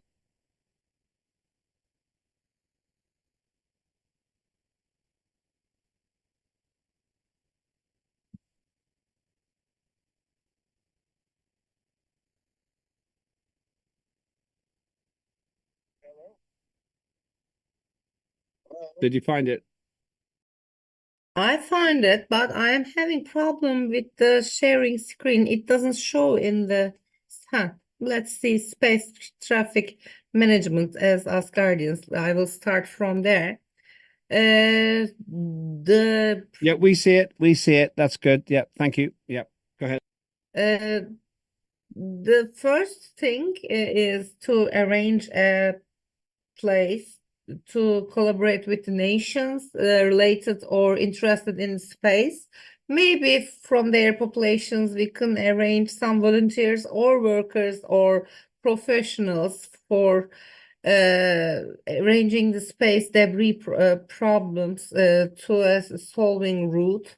It will be different for us to collaborate with that. So the idea was, while we were talking with Sanat and Carl and John and TJ on the Foreign Affairs Committee, we didn't done anything about this for a long time. We need to start immediately. It will take a long time, and in that time, we need to arrange the thinking way or acting way of the Asgardias for a global platform with the solutions for the space debris. We have written the document. I will send that to my colleagues right now from the link. And I think they will have the chance to read it. And we will be forwarding that to them by mail later on. And it will solve our problems, I assume. The first thing is recognizing and growing complexity of congestion of space activities and the need to ensure the safety, sustainability, and efficiency of space operations. The following law is engaged to establish the comprehensive framework for the management of the space traffic. And details will be long and it will change a lot. So I will read this right now, but we have lots of time to discuss and write about it. I need to learn details of my colleagues' ideas first. After that, we will debate about it. The second one was, 1 second. Yes, Galactic Non-Interference Prime Directive kind of act. We need to change this name because it's already used with trademark. And acknowledging a principles of non-interference and respect for the autonomy and development of civilizations as exemplified and in any culture. So as a nation, we will be going forward with our culture and work, but in that time we will be taking our own path and separating from the world cultures, world nations. So we need to put a distance to Asgardians and the world nations.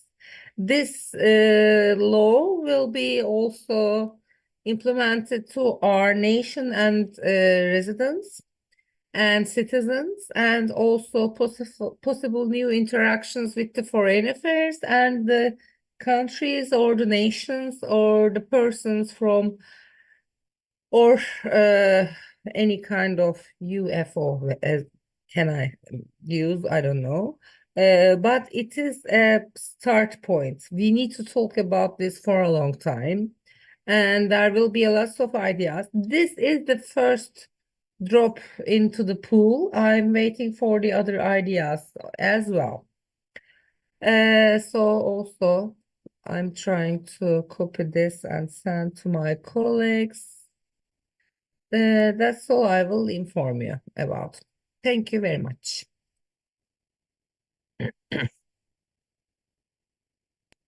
Thank you. Anybody like to make any comments? They're great, interesting ideas.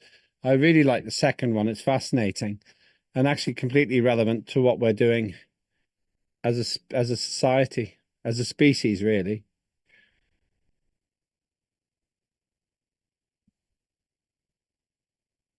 Some people might say it's early, but the point is we can't create legislation when we've just met extraterrestrials. We need to know what we're doing before then. Ariadne.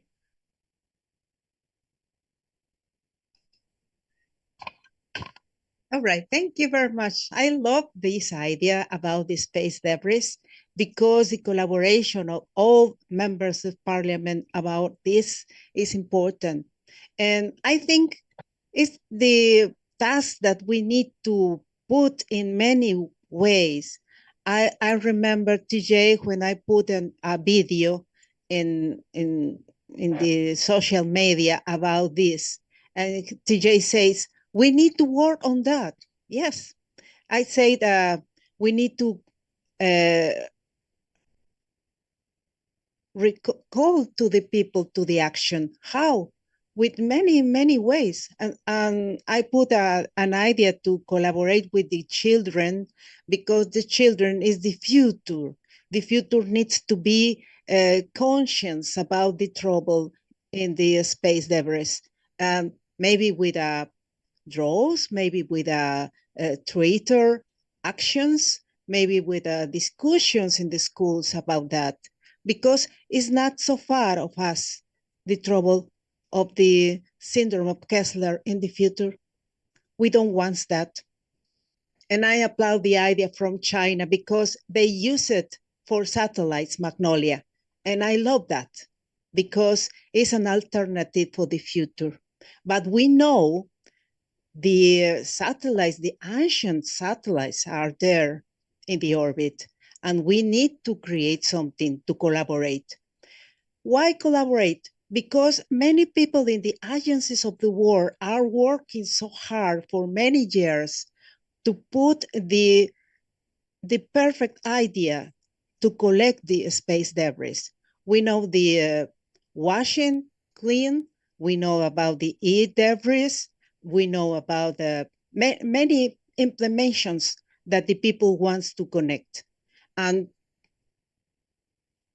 we need to stay with them, collaborate with them, spread the ideas of them as an Asgardians. and I like it. I like it so much. Thank you, further. Thank you, Ariadne. We now go to the tiny little person who John is. Oh, he's got bigger again now. John, who vanished into deep space, but he's come back. John. When I lean back in my chair, it makes me small. You look tiny. You look tiny when you do that. And all I do is lean back in the chair. I've got a professional studio, so when I move forwards and back, it doesn't change so much, but not always in it. But anyway, welcome back. Welcome to Earth, John. You know what you want to say? That second piece of legislation could apply to you now. Yeah. Well, as far as space debris, of course, that kind of corresponds with one of our main objectives in Asgardia, which is protecting the Earth. And space debris has become, right now, it's a nuisance, and in some cases, it has become an endangerment to objects that are already in space. So it's definitely something that needs to be addressed. And if Asgardia wants to be a active player in space, then they're definitely are going to get involved in space debris. So I applaud that act as well. But I was really interested in the Prime Directive Act, like Lambert. I like that one a lot. I think it's very relevant to Asgardia. And I can tell you already we're seeing stuff right now globally that has been on a lot of people's minds, leaders. They have been discussing behind closed doors, and now they're actually starting to submit proposals and whatnot to try to ensure that it doesn't happen, because they are foreseeing a future where it will happen.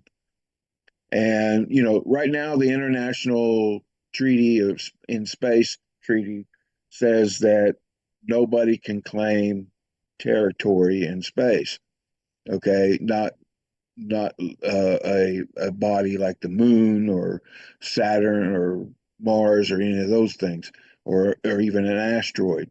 Nobody can actually claim that as their property. So, but with this new space race that's going on, and China kind of doing its own thing. And I don't know if you noticed it when China landed their little rover here recently, they raised a flag on the rover. Okay. And this has really put the international community in a kind of an uproar secretly, is because is China sending a message? Are they saying that they're now going to claim territory on the moon? So, and basically, there's nothing, the treaty says that nothing can be claimed like that, but there's really nothing preventing them from doing it.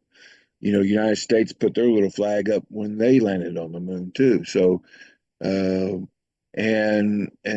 this has really become behind closed doors. This has gotten on people's minds. So, in that order, people need to know what their prime directive is. What in Asgardia, if we're going to be an active player in space, which we fully intend to being, then we need to know what our role in space is too. Not only as far as celestial bodies, but as far as if there is life out there other than human life, we need to know what our conduct will be in situation. How are we going to interact with them? And so it's not crazy to think to have a law that kind of goes over that, and that's what that act basically does, like the Prime Directive. And of course, they got the name from Star Trek, and they had a Prime Directive where they, if they when they went to a world that didn't have technology, they could not give that world technology, just give it to them and stuff like that. They had to have certain rules so that that world would evolve naturally and not and because there's a lot of danger. We actually see right here in our own planet, what happens when you allow a country to evolve too quickly. Okay. And because this has been done time and time again, where they call it nation building, where they bigger powers, superpowers like United States or Russia, or whatever, will go in and automatically start to bring a country level up to what their level is, and it creates havoc, and it usually winds up creating wars. And Vietnam, a lot of Vietnam and Korean wars were based off of that, where they were just trying to prop these countries up too fast, too soon. And it created tensions within the country itself, and those tensions then correlated into a war. So, yeah, so it is important. And like I said, I really am interested in that act and seeing it get passed eventually. And so yeah, I will definitely help you further on that one. I'll take a good look at it, and I'll look at the other one. I'm not as much on space debris as I am the other, but I'll still take a look at them. But thank you for sharing those. Space debris is the more practical problem. Yes, it at the is. moment. It's not something that. But the Prime Directive is more exciting. Yeah, it's more exciting, but unless you get hit by the space debris. Space debris is going to be all about engineering and science and math, and I'm afraid that those are areas that I am not good at. So, but the Prime Directive now. I've been watching Star Trek since Star Trek began, and I know every episode. Done watched it so many times. I know just in that sense alone, and how they used it in that context. I know about Prime Directive, and I always agreed with the Prime Directive, and I like the way Star Trek does it. Is they show the series that they have.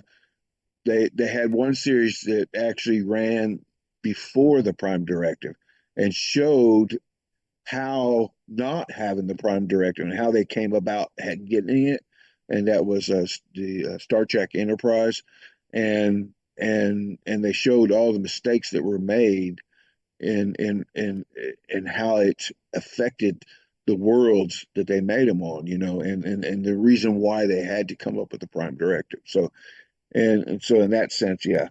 But yeah, anyway, you're right though. It is more exciting. It kind of corresponds with my favorite TV show or TV movies, and that's Star Trek. So yeah, definitely love that one. Further, you're up next. I'd like to see if I can get core principles on the Prime Directive into the next sitting. I don't know. Let me just put it. I might be a bit late administratively, but let me see if I can put it in. I love it. I think it's exciting. And I think it's what we're here for. You're up next anyway, Ferda. Thank you very much. It's a good idea, but we need more people to read it. We need a big discussion. These two legislations has a lot of details to discuss about, and I need new angles to see from Okay. the discussions. So let's see. We will do it in the Thursday meetings. I'm open for it as well. Also, as my colleagues know, always for Foreign Affairs, for the first Monday of every month, nighttime, we are waiting for them to visit our committee. In the Zoom meeting later, we will see. Thank you for your recommendation, by the way, John, Ariadne, and I think Carl wants to say something. Thank you. Carl?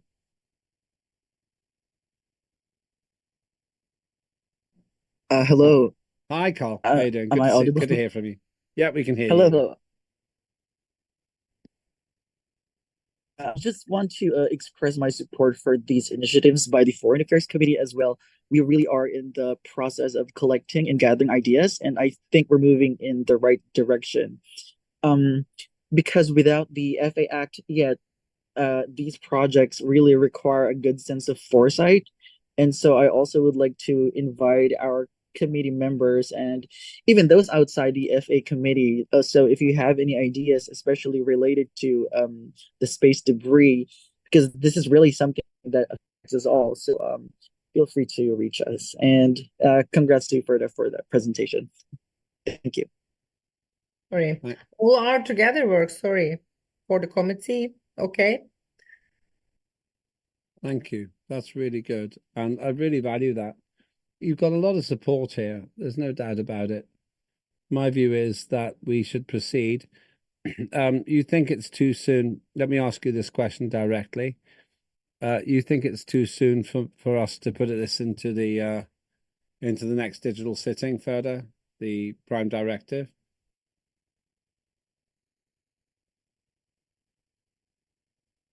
It's good for me. You have the links. We can forward it. Instead of Foreign Affairs, I will read the other one we written. Well, there is one other way of doing it. We could use this to promote and build the profile of Asgardia, saying we are discussing this and that it will form the first reading in September. That the other is way of one doing it. of the aims, but also as Asgardians, we need some distance from the world students and nations to show the point of view about the future and our standing point. So it's important for us as well to express and explain ourselves. I love it. I love it because we're now saying we're going to define our relationship through the Foreign Affairs Act with the Earth, and we're going to define our relationship with the rest of the universe through the Prime Directive Act. Very exciting. We should. John? Yeah, I was going to say that you could do it just like you did Ross's as an introduction, as an introductory thing. Yeah. You remember when you did Ross's for the digital center? You Okay. didn't do it as a. We don't need a voting. What I suggest we do then is, can I ask you further? Absolutely right, John. Can I ask you further to include this in your report on It is already included in the last with the links. You need to forward the report to the all parliamentaries. That's all. Wait a minute. On day 3 of the digital sitting, as part of the Foreign Affairs report, we can have a debate about this. Yes, it is included already, the link and the report. I get that, but what I'm saying is we'll actually launch this as a formal program with the idea of having a first reading in September. This is huge. This is massive. This is big. So we'll do exactly the way that you've written it. I mean, basically the way you're saying, yes. Okay, thank you. For me, Tom, thank you. Well done. Okay. Ferda, you are just a powerhouse of vision and inspiration at the moment, and I'm grateful for that. No problem. I want to find an excuse to come to Istanbul. You give me a good one now. Okay. Thank you. Anything else for Ferda? Okay. Let's carry on. Great stuff coming there. Future events. Next weekend, we've got, 2 weekends time. We've got 28th, 29th, 30th of June. We've got the next digital sitting of Asgardia's Parliament. Usual times as they are now. I think they prefer starting at 1300 UTC on the Saturday. It's better for me because of some other things that I do, but we can start earlier. But unless I have any objections, we'll stick to this. Today is a good time, especially when we finish a bit early, which is great news as well, because we're so efficient. So that's 28, 29, 30. We've got the launch of our DNA to the moon. That is from Cheryl. I hope that she'll make a presentation to us at the next Q&A next Thursday, but also more formally at the parliamentary sitting. She might just want to hold it back for the parliamentary sitting. That's possible, but we'll hear from her. And I have bought my pack. I've got it here. I'm going to send it back. 2 more things. I'll need committee reports. Please send me your committee reports so that I don't have to chase you in the run-up to the digital sitting if you're a chair. And final point, a very important point, please use the regular news reports which Rebecca Berg creates. It's really important that you do. You can find them. If you can't find them, then ask me, get in touch with me. I'll get them to you. Big thank you to Rebecca. She's an absolute star. She's great. And then upcoming work with Corner, I'll put it through the system as well, Corner, to see if we can get authorized publicity. This point has been made to me today as well from the Asgardian channels. It's a great thing that you're doing. I'll actually be in Corfu at the Corfu Summit then. I'll see if I can get a commentary from the head of nation. I can't commit to that yet. I need to ask formally. But thank you very much indeed, Corner, for the great work you're doing there as well. Any other business? Any other events or any other business? Okay, thanks. We did that in 2 hours, 10 minutes, which is pretty good. John, well done. Ferda, well done. Absolutely great. Ricky, well done. And Corner, congratulations as well. For those who are watching from a distance, this is the Asgardia Legislative Forum, and you've seen us in action live, unedited, and optimistic. If you want to get involved, it's €100, $100, £100 for 1 year's residency. If you do that, then you can stand for Parliament, you can stand for Mayor, something else which Ferda is working with me on, and more than anything, you can stand as one of the proud pioneers for the future of the human race and life in the universe. One day we will meet life elsewhere in the universe. It would be great if part of our legacy is doing that in peace for all humankind.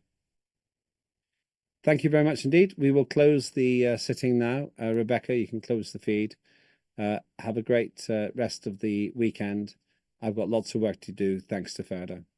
We got to 38, so when we get to 18, then I'll shut the feed. Have a good day.